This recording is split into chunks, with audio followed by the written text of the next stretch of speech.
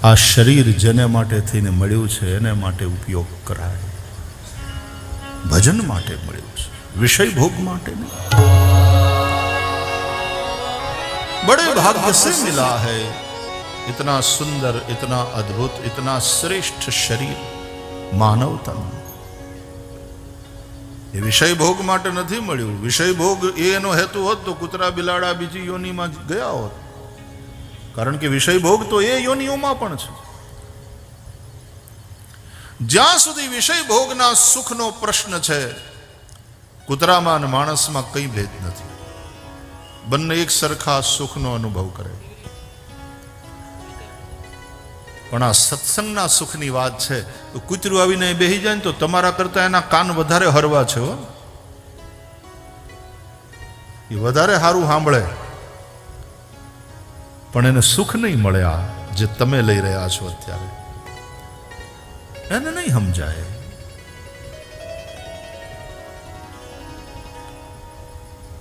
કીડીનું નાક તમારા નાક કરતા વધારે સ્ટ્રોંગ છે, વધારે પાવરફુલ છે, પણ ભગવાનના ચરણમાં સમર્પિત તુલસી દલની સુગંધ તમારા મનમાં જે ભાવને જગાડશે, એ કીડી બિચારી કીડલી ઠાકોરજીને ધરેલી મિશ્રીના ઉપર પણ સવાર થઈ જાય તો એ સ્વાદ ભલે અનુભવાય, પણ પેલો ભાવ નહીં જાગે એનામાં। તો આવું અદ્ભુત આ મશીન, આ શરીર, એ વિષય સુખ માટે વેડફી નાખવાનું, એહી તન કર ફલ વિષય ન ભાઈ। અને ઘણા પુણ્ય કર્મ ઇત્યાદિમાં લાગેલા રહે અને એના ફળ રૂપે એને સ્વર્ગની પ્રાપ્તિ થાય એવી ઈચ્છા રાખે, પણ સ્વર્ગવું સ્વલ્પ, સ્વર્ગનું સુખ પણ બહુ થોડું છે। હું કયા કરું કે સ્વર્ગમાં જતા પહેલા પુણ્યનું એડવાન્સ ભાડું જમા કરાવવું પડે। સ્વર્ગવાળા પૃથ્વીવાળાનો બહુ ભરોસો કરતા નથી, એટલે ત્યાં પોસ્ટ પેડની કોઈ સિસ્ટમ છે જ નહીં, પ્રીપેડની જ સિસ્ટમ છે। પહેલા પુણ્ય જમા કરો તો સ્વર્ગની અંદર એન્ટ્રી મળે। ત્યાં ગયા પછી કંઈ થાય નહીં બીજી કમાણી, જેટલું તમે જમા કરાવ્યું હોય, તમારી બેલેન્સ હોય, એ તમે જેમ જેમ સ્વર્ગના સુખોને ભોગવતા જાઓ તેમ તેમ તમારી બેલેન્સ ઓછી થતી જાય, એમાંથી કાપતા જાય। જેમ પ્રીપેડમાં નથી, એક ફોન તમે કરો ને એટલે તરત સામે મેસેજ આવી જાય, લાસ્ટ કોલ, એની કોસ્ટ થઈ 4 રૂપિયા ને 80 પૈસા, હવે બેલેન્સ આટલી છે। એમ સ્વર્ગની અંદર પણ મેનકાનો ડાન્સ જોયો, આટલા કટ પુણ્ય, હવે બેલેન્સ આટલી, ત્યાં છે ને બધું। એટલે તો આ કેટલી 72 હૂર, અને એને માટે થઈ નથી આવડા આતંકવાદીઓ બધું ખેદાન મેદાન કરી નાખતા કે વહાં જન્નત મેં 72 હૂર તુમારા સ્વાગત કરેગી। હવે આવડિયા આ હૂર છે, એને તલાક તલાક તલાક કરીને કાઢી નાખીને ઓલી 72 એ મરી જાય।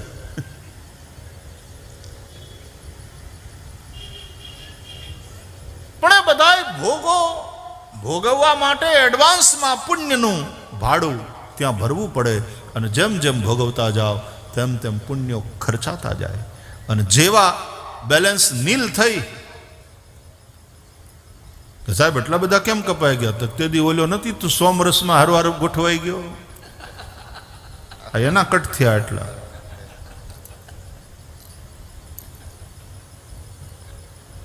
અને જેવું ક્ષણ થાય પુણ્ય, તે તમ ભુક્ત્વા સ્વર્ગલોકમ વિશાલમ ક્ષિણે પુણ્ય મર્ત્યલોકમ વિશંતિ।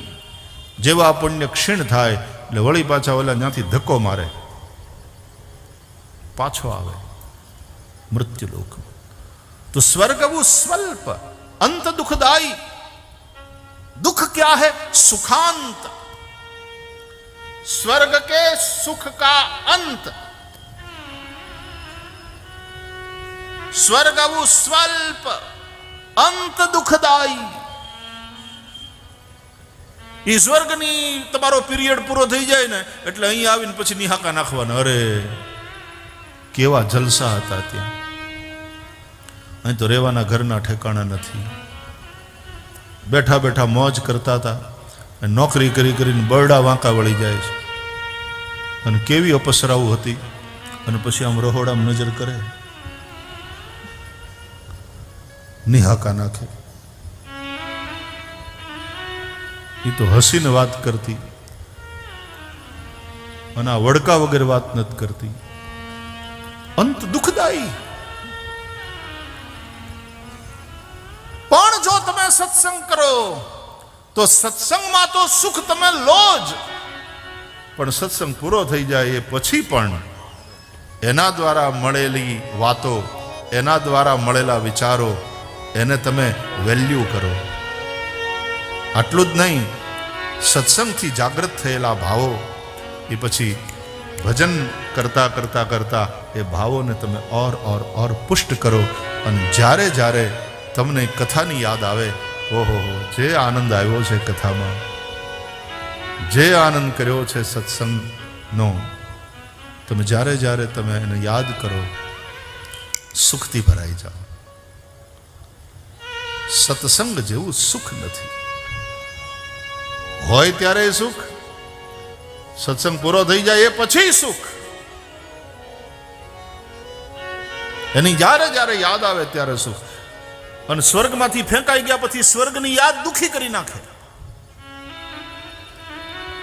અને ત્યાં હોય ત્યારે ચિંતા તો ખરી કે બેલેન્સ ઓછી થઈ રહી છે.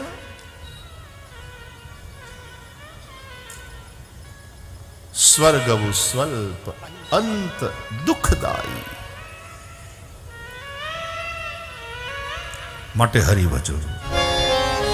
એ દાઢી છોલવાની બ્લેડથી પેન્સિલની અણી ન કઢાય.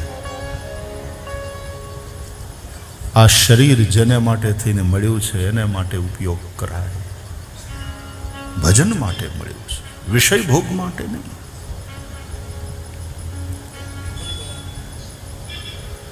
બ્લેડ બગડે પછી દાઢી હરખી થાય નહીં. વાગી જાય, લોહી કાઢે, એવું બને. બ્લેડ જે માટે થઈને બનાવવામાં આવી છે એ માટે એનો ઉપયોગ થાય. આ માનવ શરીર પણ ભજન માટે બનાવવામાં આવ્યું. ભજન માટે એનો ઉપયોગ થાય. એમાં કલ્યાણ તારું, એમાં કલ્યાણ છે.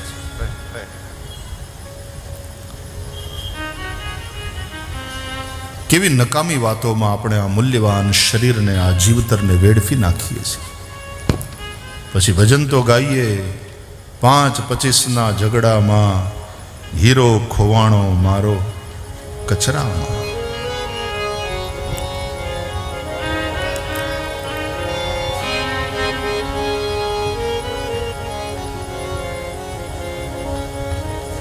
એનું મહત્વ સમજીએ,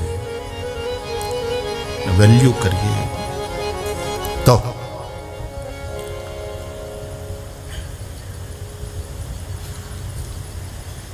પાંચ વસ્તુથી શ્રીમદ ભાગવતનું કલેવર બન્યું છે. એમાં પહેલી વાત ચરિત્ર. તો 2 ચરિત્ર, ભગવત ચરિત્ર અને ભગવદીયોના ચરિત્ર. અને એમાં પણ આપણે જેમ ચર્ચા કરી રહ્યા છીએ તેમ ભગવદીયોનું ચરિત્ર પ્રધાન, એટલે ભક્તોનું ચરિત્ર પ્રધાન મુખ્ય છે. બીજી વસ્તુ, भागवत में उपदेश है। जीवन को सफल बनाने वाले, जीवन को कल्याण की राह दिखाने वाले वचन है, उपदेश है। उस उपदिष्ट मार्ग पर हमें चलना चाहिए। त्रीजू, ये उपदेशों ने, ये सिद्धांतों ने समझावा माटे रूपकोनो आश्रय लीधो छे, એટલે રૂપક છે। ભાગવતમાં જેટલી વાત કહેવામાં આવી એ બધું ઇતિહાસ છે એવું માનવાને કારણ નથી। ભક્તિ દેવી યમુનાને કિનારે રડતા હતા અને એના જ્ઞાન અને વૈરાગ્ય બે દીકરા વૃદ્ધ થઈ અને સૂતેલા પડ્યા હતા. આ રૂપક છે. નારદજીએ જોયા. પરીક્ષિત રાજા દિગ્વિજયમાં નીકળ્યા અને ત્યાં એક ગાય અને એક બળદનું યુગલ એને હળે જોતરી અને એક રાજા રૂપધારી શુદ્ર એને પીડતો હતો અને ખેતી કરાવતો હતો. આ રૂપક છે. ત્યાં બળદ છે એ ધર્મનું પ્રતીક છે, ગાય એ ધરણીનું પ્રતીક છે. ધર્મ અને ધરતી અને દુઃખી કરનારો રાજા રૂપધારી પેલો કલિપુરુષ હતો અને ધર્મ ધરતીની રક્ષા કરવી એ રાજા તરીકે પરીક્ષિતની ફરજ છે, એનું કર્તવ્ય છે. રૂપક છે. આખું પુરંજનોપાખ્યાન ભાગવતનું રૂપક છે. આવા કેટલાય રૂપકો શ્રીમદ ભાગવતમાં તમને જોવા મળશે. તો ચરિત્ર, ઉપદેશ, રૂપક. ચોથું, ગીત. ભાગવતમાં કેટલાય ગીતો છે. રુદ્ર ગીત છે. દશમ સ્કંદમાં તો વેણુ ગીત, ગોપી ગીત, ભ્રમર ગીત, યુગલ ગીત, મહિષી ગીત, આ બધા ગીતો છે.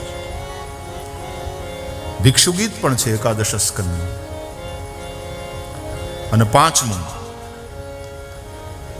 ભાગવતમાં સ્તુતિ છે. ભાગવતનો સ્તુતિ ભાગ બહુ મોટો છે અને આ સ્તુતિ ભાગનું વિશેષ મહત્વ છે. જુઓ, ભાગવતમાં કેટલીક લીલાઓ તમને એવી જોવા મળશે જે બીજા પુરાણોમાં પણ જોવા મળશે. હરિવંશ ઉઠાવો, વિષ્ણુ પુરાણ ઉઠાવો, અન્યાન્ય ગ્રંથોમાં પણ અમુક વાર્તાઓ, અમુક કથાઓ તમને જોવા મળશે. પણ ભાગવતમાં જે સ્તુતિ છે એ તો ભાગવતમાં જ છે, ભાગવતની જ છે અને એ ભાગવતની આગવી વિશેષતા છે. એટલા માટે ભાગવતનો આ સ્તુતિ ભાગ બહુ મહત્વપૂર્ણ છે. કેટલી સ્તુતિઓ છે.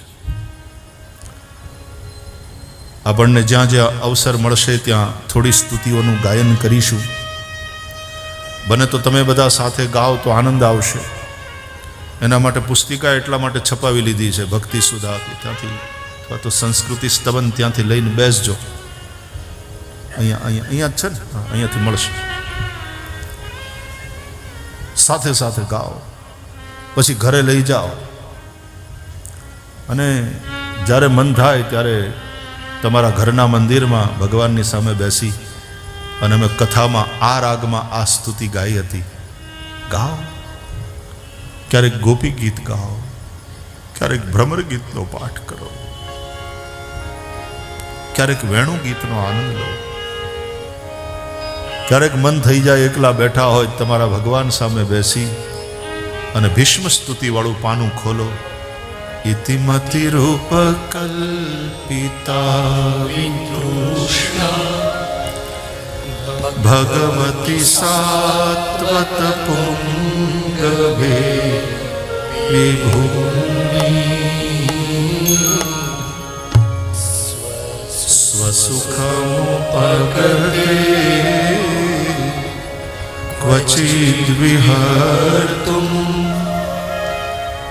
પ્રકૃતિમુપેયુષ્યદ્ભવા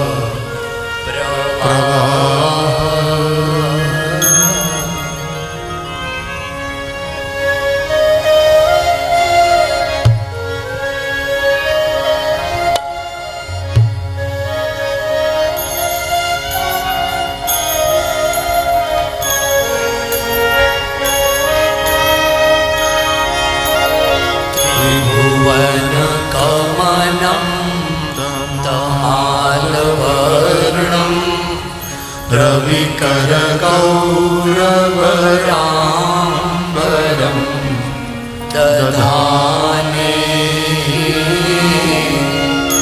वपुरलककुलावृताननाक्षं વિજય સખેરતિરસ્તુ મે નવધ્યા.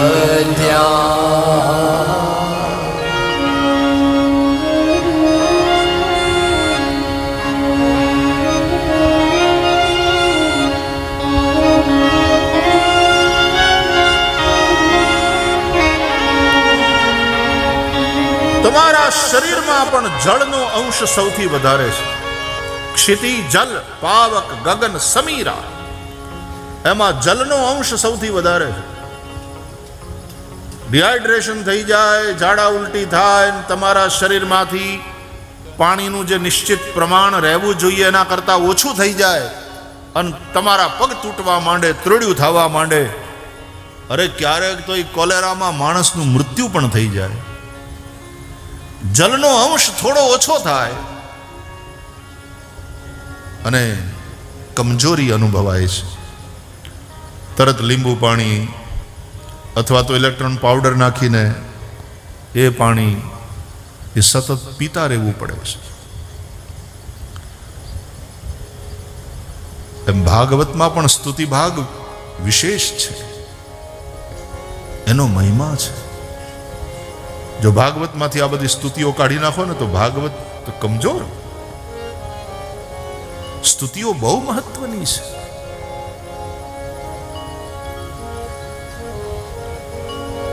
તો જેમ આપણું શરીર 5 મહાભૂતથી બનેલું છે, એમ ભાગવતનું કલેવર પણ આ 5 વિભાગોથી બનેલું છે. ચરિત્ર, ઉપદેશ, રૂપક, ગીત અને સ્તુતિ. ઇદમ ભાગવતમ નામ પુરાણમ. કેવું છે? બ્રહ્મ સંમિતમ. બ્રહ્મનો અર્થ છે વેદ. વેદ સંમત. આપણે ત્યાં જે વેદ સંમત વાત હોય એનો સ્વીકાર છે. વેદ વિરુદ્ધ વાતને આપણે સ્વીકારતા નથી.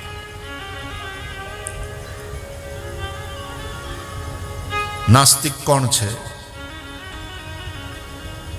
ભગવાનને માનતો ન હોય નાસ્તિક એમ આપણે સમજીએ છીએ, પણ એમ નહીં. સ્મૃતિકારો કહે છે નાસ્તિક એટલે જે વેદને નથી માનતો, વેદ પ્રામાણ્યનો સ્વીકાર કરતો નથી. નાસ્તિકો વેદ નિંદક. આપણે વેદ પ્રામાણ્યનો સ્વીકાર કર્યો છે. તો આ ભાગવત બ્રહ્મ સંમિતમ. ઇદમ ભાગવતમ નામ પુરાણમ બ્રહ્મ સંમિતમ. રામચરિત માનસ એટલે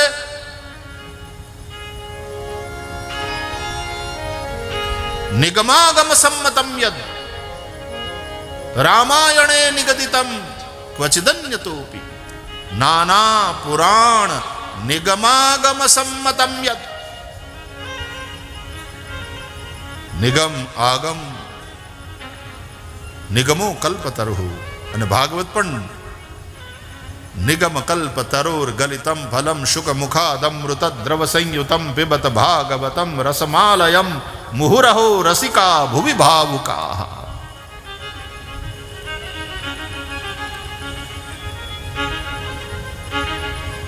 ઇદમ ભાગવતમ નામ પુરાણમ. તો આ ભાગવત પુરાણ છે, સમસ્ત શ્રુતિઓનો સાર છે. શ્રુતિ સંમત તો છે જ, પણ શ્રુતિઓના સારરૂપ છે. વેદોપનિષદામ સારા જાતા ભાગવતી કથા.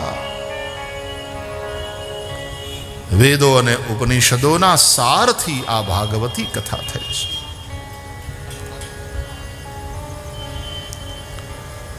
બહુ સાત્વિક જીવન રાખજો, સાવધાન થઈને કથા સાંભળજો. મન શાંત થશે, મન શુદ્ધ થશે, મનમાં કૃષ્ણ પ્રેમ જાગૃત થશે. ભગવાનની ભક્તિ એ જ શ્રીમદ ભાગવતની કથાના શ્રવણનું ફળ છે.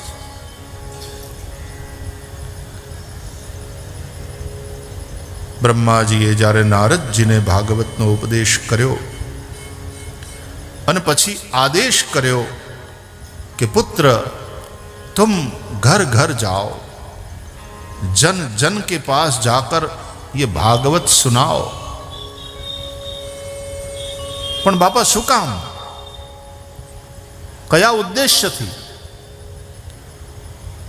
त्यारे ब्रह्माजीए स्पष्ट कर्युं,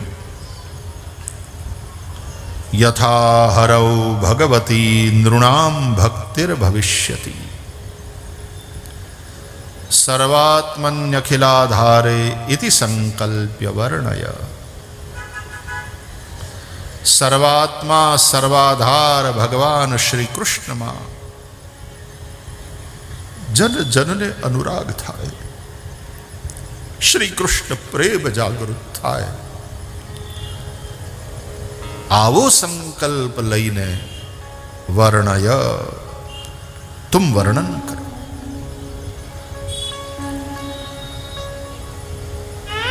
कृष्ण प्रेम जागे। भागवतना अंते पण एटला माटे आज मागवामां आव्युं, भवे भवे यथा भक्ति पादयोस्तव जायते, तथा कुरुष्व देवेश नाथस्त्वन्नो यतः प्रभो। राम भजो राम भजो राम भजो बा